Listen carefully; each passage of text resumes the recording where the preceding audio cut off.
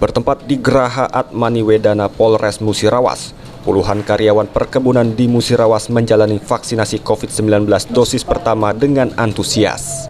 Dalam kegiatan ini setidaknya ada 502 karyawan perusahaan perkebunan yang jalani vaksinasi, yang dilakukan secara bertahap selama 1 minggu ke depan. Vaksinasi COVID-19 dari PT Juanda Sawit Lestari. Berapa orang? Bertahap 1 minggu ini? Bertahap untuk dalam seminggu ini bertahap.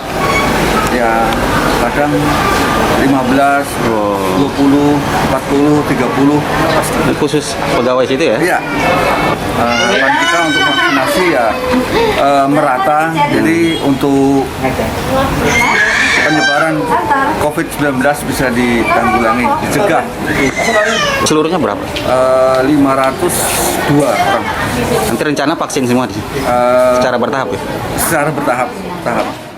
Dengan pemberian vaksinasi COVID-19, para karyawan berharap ke depan dapat mencegah penularan COVID-19, khususnya di lingkungan kerja perkebunan kelapa sawit. Adi Arianza, PAL TV.